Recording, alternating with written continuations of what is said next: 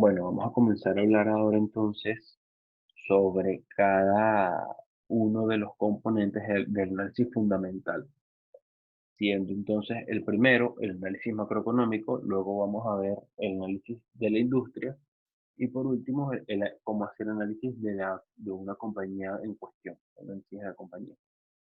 Entonces, a la hora de hablar de análisis macroeconómico, uno de los aspectos más importantes que tenemos que hacer, además de, bueno, todas las definiciones propias de PIB, desempleo, tasas de interés, inflación, tipo de cambio, etcétera, etcétera, que ya manejamos, tenemos que hablar del ciclo de los negocios o también llamado ciclo económico.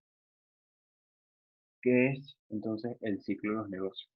Bueno, Burns y Mitchell, que eran grandes macroeconomistas, definían los ciclos de los negocios como un tipo de fluctuación generada en la actividad económica agregada de las naciones que organizan su trabajo principalmente en empresas. De esta manera, un ciclo consiste en una expansión de muchas actividades económicas al mismo tiempo, es decir, un auge, seguida de contracciones generalizadas y posteriores resurgimientos que daban lugar entonces a un nuevo ciclo. Esta secuencia de eventos es recurrente pero no periódica. En duración, entonces, los ciclos pueden variar de más de un año a entre 10 y 12 años y hay una serie de determinantes que pueden marcar eh, la, que se desencadene un nuevo ciclo, como puede ser, bueno, choques externos macroeconómicos, como puede ser, no sé, la caída en los precios del petróleo de un país que depende en gran medida de la exportación de petróleo, por ejemplo, o, o por el estilo. Entonces, en esta gráfica tenemos lo que sería el comportamiento de la economía y cómo se mueve de manera cíclica. Observamos una línea horizontal recta que el gráfico identifica como la tendencia. Y esto también se puede denominar como el Producto Interno Bruto potencial.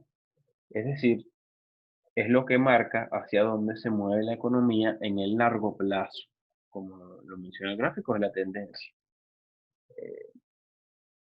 Las economías, naturalmente, quizás excluyendo el caso de Venezuela, tienden en el largo plazo a crecer.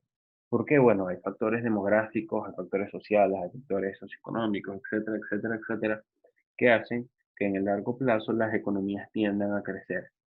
Y eso es lo que marca, esa tendencia la marca esta línea negra llamada tendencia o Producto Interno Bruto potencial.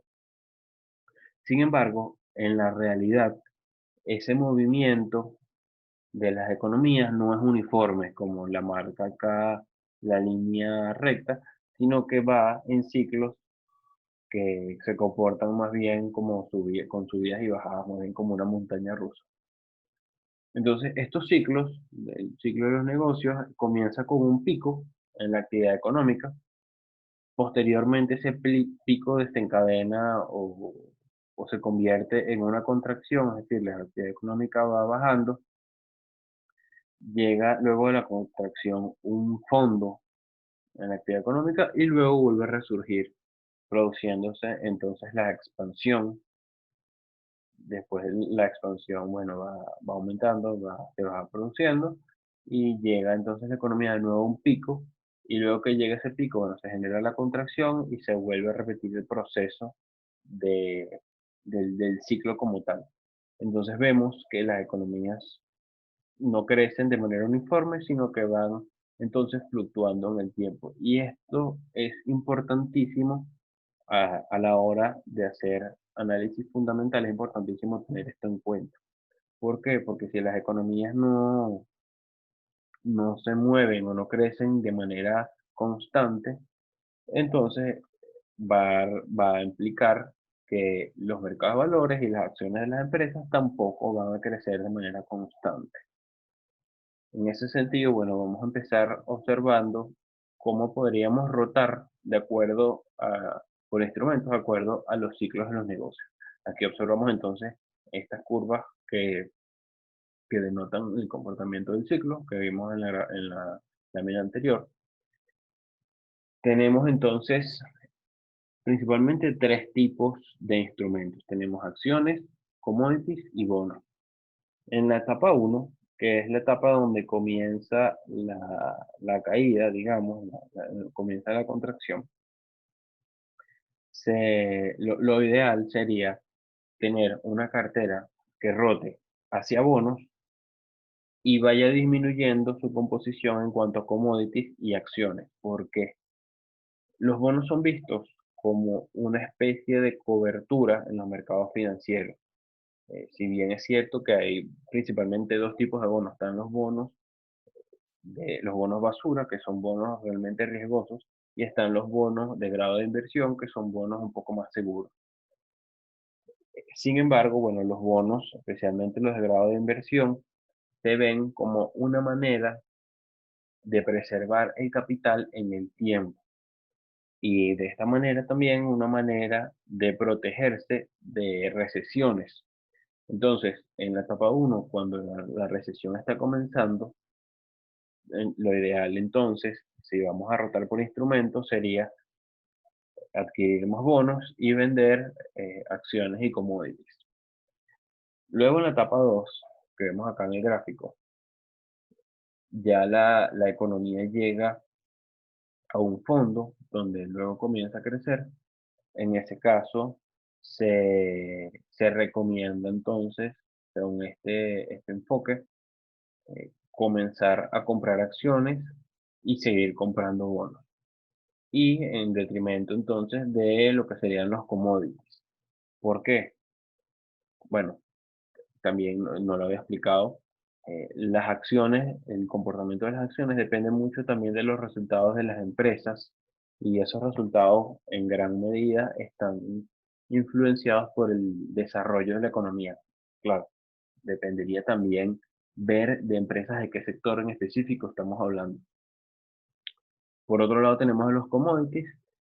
Los commodities sí se mueven de manera más clara con cómo se mueve el ciclo económico porque la demanda entonces de, por ejemplo, de petróleo, de, de electricidad, de gas, etcétera, de cualquier tipo de commodity que se le pueda ocurrir, suele estar entonces bastante atada a lo que sería la demanda agregada de las naciones y eso va ligado también entonces directamente al ciclo de los negocios.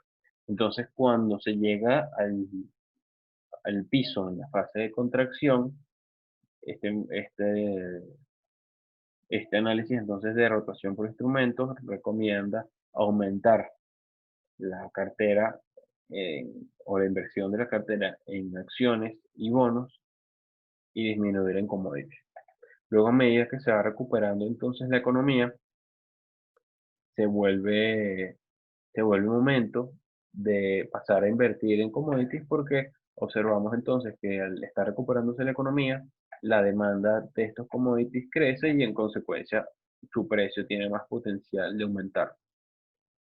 Se llega entonces a la etapa ya en la que la economía está en terreno positivo y en este sentido, bueno, cae o debería caer la composición en cuanto a bonos y seguir aumentando la cantidad de commodities y de acciones que tenemos en nuestra cartera. Posteriormente, la economía llega a un pico que hace que sigamos o debamos seguir, perdón, disminuyendo la composición de bonos y de acciones y seguir aumentando las de commodities porque todavía tiene un poco de potencial en cuanto al crecimiento de la demanda. Posteriormente, bueno, volvemos a entrar en la fase contractiva y, y hasta que la economía no llegue hasta, hasta la parte en la que el PIB es negativo, el crecimiento es negativo, no deberíamos entonces comenzar a comprar bonos. En este sentido, cuando la economía está desacelerándose, pero todavía no se ha contraído, se recomienda entonces bajar la proporción entonces de bonos, de acciones y de commodities y aumentar entonces probablemente la composición en cuanto a dinero en efectivo. Ya después se vuelve a repetir el ciclo y bueno, sería entonces momento Ya cuando la economía empieza a contraerse como tal, es decir, que pasa por debajo de esta línea horizontal, se hace entonces momento de comenzar a comprar bonos y continuar disminuyendo la composición de la cartera en cuanto a commodities y acciones. Eso en cuanto a la rotación por instrumento, suponiendo que tenemos disponibilidad de comprar estos tres instrumentos. Obviamente hay muchos más instrumentos en los mercados financieros, pero estos tres son como que los más básicos y los más esenciales. También tenemos la rotación en cuanto a acciones, la rotación por sector, de acuerdo también al ciclo. Vemos en la gráfica de arriba la actividad de la economía, también observamos la gráfica similar del ciclo, y vemos en la gráfica de abajo el, el desempeño, el comportamiento del mercado de valores como tal. Observamos entonces también que la gráfica del mercado de valores está adelantada con respecto a la de la economía, porque se dice que los mercados se adelantan a lo que pueda pasar en la economía. De esta manera, cuando está comenzando el surgimiento entonces o la recuperación de la economía después de una caída, se hace óptimo invertir entonces en acciones financieras, luego en acciones de consumo discrecional, industriales, materiales básicos. En este contexto estamos todavía en un mercado alcista, como vemos acá, un bull market, porque bueno, los precios de las acciones están subiendo e incluso están subiendo, el mercado está subiendo antes de lo que se pueda estar recuperando la economía. Por eso vemos esta gráfica de abajo un poco más adelantada. Luego, cuando el mercado llega al pico, se hace óptimo entonces invertir en acciones relacionadas con el sector de energía y luego que ya el mercado entra en una fase bajista, un bear market, se hace entonces óptimo invertir en acciones relacionadas al consumo básico, a todo lo que tiene que ver con, con la salud, con el sector de la salud y a los utilities, como podría ser eh, acciones de empresas de agua, gas, electricidad, ese tipo de productos. Pero bueno, lo importante es tener en cuenta acá que el mercado llegó a un pico antes de que la economía llegase a su tope. Y de igual manera, de manera análoga, tenemos que el mercado comenzó a recuperarse antes que la economía comenzara a recuperar. Es importante tener en cuenta entonces que el mercado se adelanta a lo que pueda pasar en la economía.